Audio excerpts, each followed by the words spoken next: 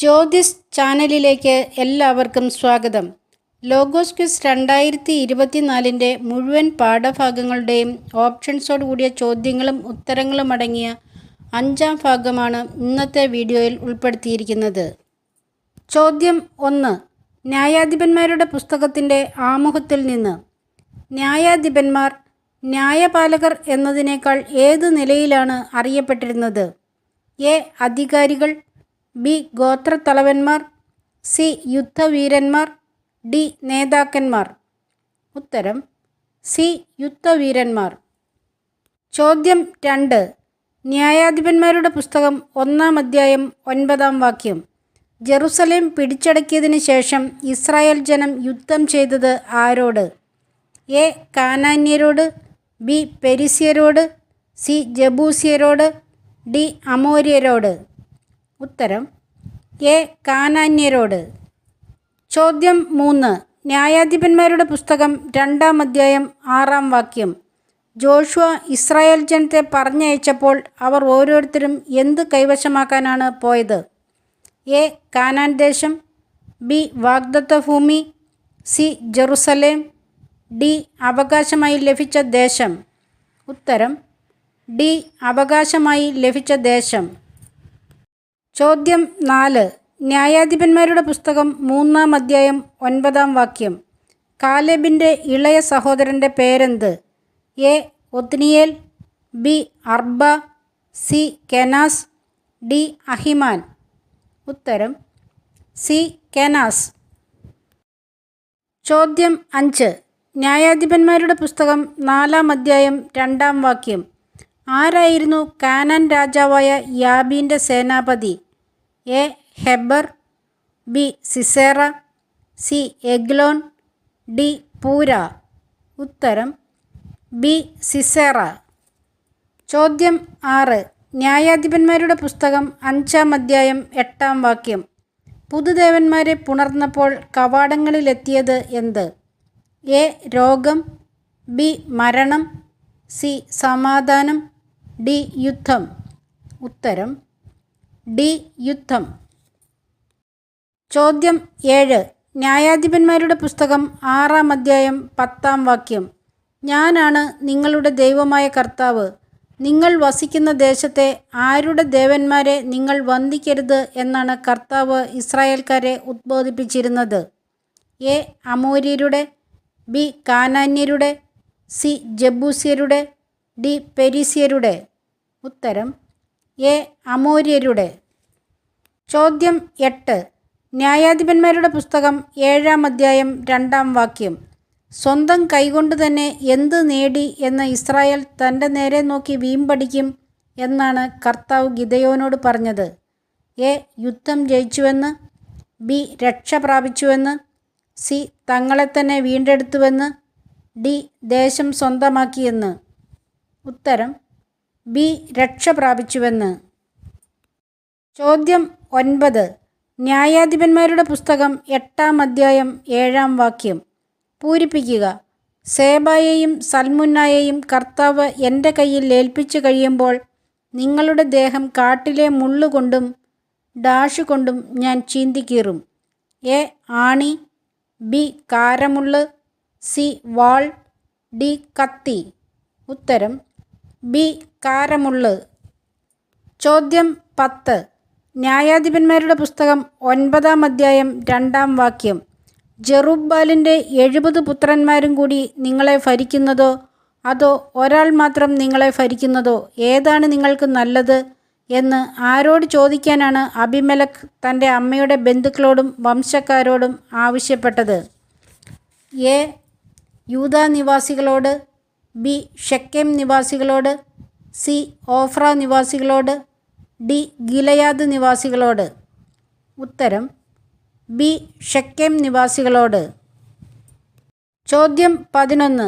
പ്രഭാഷകൻ്റെ പുസ്തകം 34-ാം അധ്യായം 5-ാം വാക്യം. ശകുനം, നിമിത്തം, സ്വപ്നം ഇവയെല്ലാം മിഥ്യയാണ്. ആരിൽ നിന്നുള്ള ദർശനമല്ലെങ്കിൽ അതിനെ അവഗണിക്കുക. എ. സർവശക്തനിൽ നിന്ന്, ബി. സ്രഷ്ടാവിൽ നിന്ന്, സി. അത്യുന്നതനിൽ നിന്ന്, ഡി. കർത്താവിൽ നിന്ന്. ഉത്തരം സി അത്യുന്നതനിൽ നിന്ന്. ചോദ്യം 12. പ്രഭാഷകൻ്റെ പുസ്തകം 35-ാം അധ്യായം 1-ാം വാക്യം.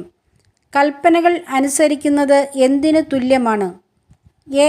ധാന്യബലി, ബി. സുരഭിലബലി, സി. ദഹനബലി, ഡി. സമാധാനബലി. ഉത്തരം ഡി. സമാധാനബലി. ചോദ്യം 13. പ്രഭാഷകൻ്റെ പുസ്തകം 36-ാം അധ്യായം 2-ാം വാക്യം. ആരാണ് കർത്താവിനെ ഭയപ്പെടാൻ ഇടയാകേണ്ടത്? എ. രാജാക്കന്മാർ, ബി.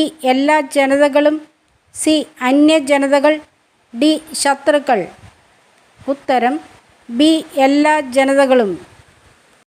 ചോദ്യം 14. പ്രഭാഷകൻ്റെ പുസ്തകം 37-ാം അധ്യായം 7-ാം വാക്യം.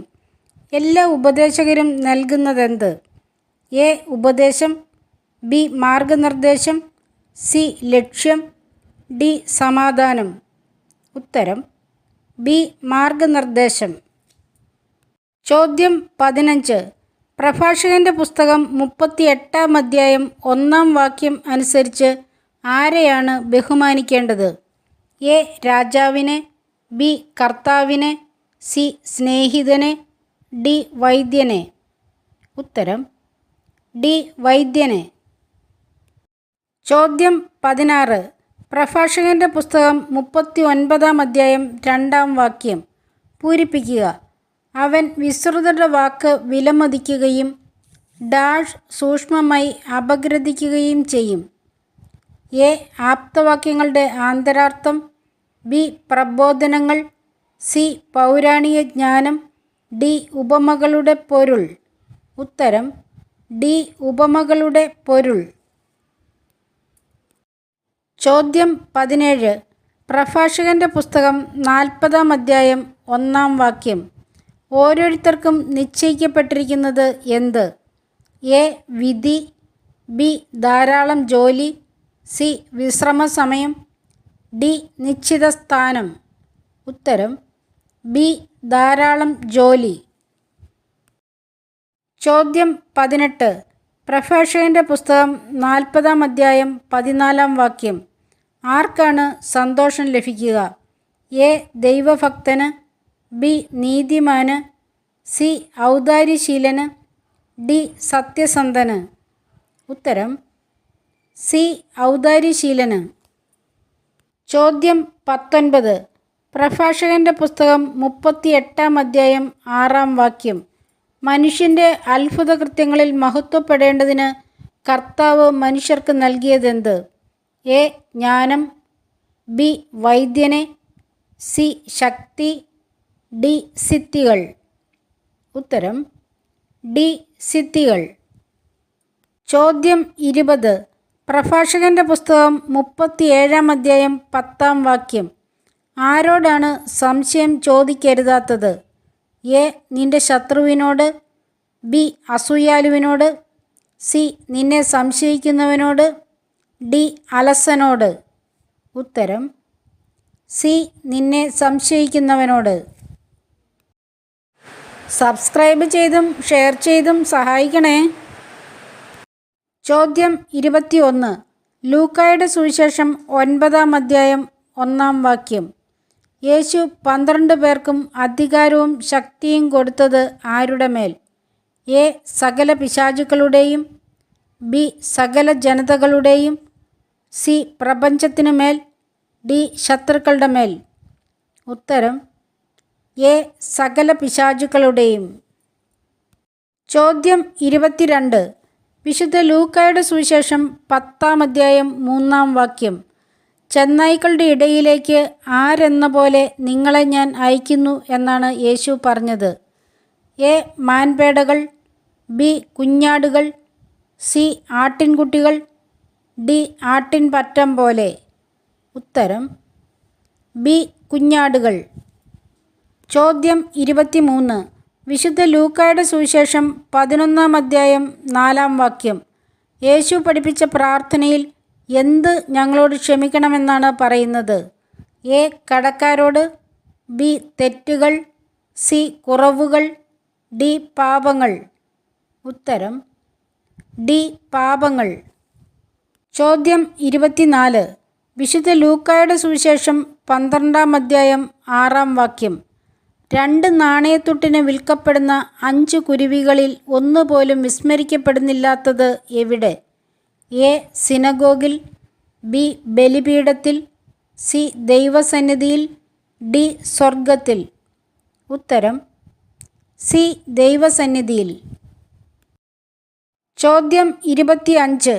വിശുദ്ധ ലൂക്കായുടെ സുവിശേഷം 13-ാം അധ്യായം 1-ാം വാക്യം. ആരുടെ ബലികളിലാണ് പീലാത്തോസ് അവരുടെ രക്തം കൂടെ കലർത്തിയത്? എ. ഏതാനും ജെറുസലേംകാരുടെ, ബി. സിനഗോഗിലുണ്ടായിരുന്നവരുടെ, സി.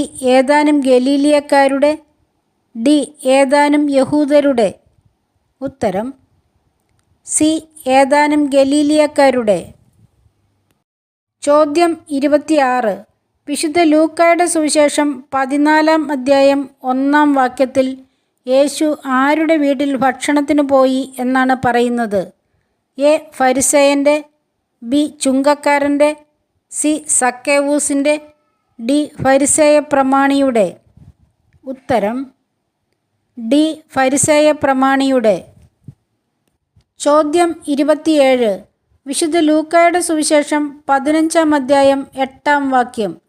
എത്ര നാണയം ഉണ്ടായിരിക്കെയാണ് നഷ്ടപ്പെട്ട ഒരു നാണയത്തിനു വേണ്ടി സ്ത്രീ വിളക്ക് കൊളുത്തി വീട് അടിച്ചുവാരി അന്വേഷിക്കുക? എ. 5 നാണയം, ബി. 10 നാണയം, സി. 100 നാണയം, ഡി. 2 നാണയം. ഉത്തരം ബി. 10 നാണയം. ചോദ്യം 28. വിശുദ്ധ ലൂക്കായുടെ സുവിശേഷം 16-ാം അധ്യായം 1-ാം വാക്യത്തിൽ ഒരു ധനവാന് ആര് ഉണ്ടായിരുന്നുവെന്നാണ് യേശു പറഞ്ഞത്?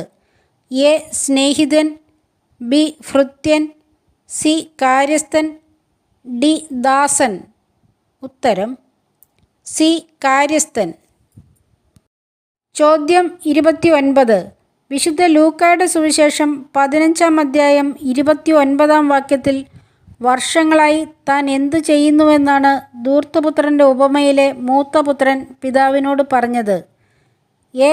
പിതാവിനു വേണ്ടി അധ്വാനിക്കുന്നു, ബി. പിതാവിനെ അനുസരിക്കുന്നു, സി. പിതാവിന് ദാസ്യവേല ചെയ്യുന്നു, ഡി. പിതാവിൻ്റെ വയലിൽ വേല ചെയ്യുന്നു. ഉത്തരം സി. പിതാവിന് ദാസ്യവേല ചെയ്യുന്നു. ചോദ്യം 30.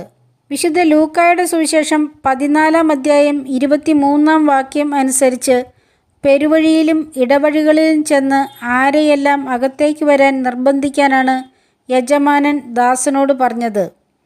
എ. ക്ഷണിക്കപ്പെട്ടവരെയെല്ലാം, ബി. വീട് നിറയുവോളം ആളുകളെ, സി. ദരിദ്രരെയും വികലാംഗരെയും, ഡി. കുരുടരെയും മുടന്തരെയും. ഉത്തരം ബി. വീട് നിറയുവോളം ആളുകളെ. ചോദ്യം 31. 2 കോരിന്തോസ് 7-ാം അധ്യായം 5-ാം വാക്യം. എവിടെ ചെന്നപ്പോൾ പോലും തങ്ങൾക്ക് ഒരു വിശ്രമവുമില്ലായിരുന്നുവെന്നാണ് ശ്ലീഹ പറയുന്നത്? എ. ഏഷ്യയിൽ, ബി. ഫിലിപ്പിയായിൽ, സി. മക്കെദോനിയായിൽ, ഡി. ഗലാത്തിയായിൽ. ഉത്തരം സി. മക്കെദോനിയായിൽ. ചോദ്യം 32. 2 കോരിന്തോസ് 8-ാം അധ്യായം 3-ാം വാക്യം. മക്കെദോനിയക്കാർ തങ്ങളുടെ കഴിവനുസരിച്ചും അതിൽ കവിഞ്ഞും എപ്രകാരം ദാനം ചെയ്തുവെന്നാണ് ശ്ലീഹായ്ക്ക് സാക്ഷ്യപ്പെടുത്താൻ സാധിക്കുന്നത്? എ. സന്തോഷത്തോടെ, ബി. താൽപ്പര്യത്തോടെ, സി. സ്നേഹത്തോടെ, ഡി. തുറന്ന മനസ്സോടെ. ഉത്തരം ഡി. തുറന്ന മനസ്സോടെ. ചോദ്യം 33. 2 കോരിന്തോസ് 9-ാം അധ്യായം 3-ാം വാക്യം.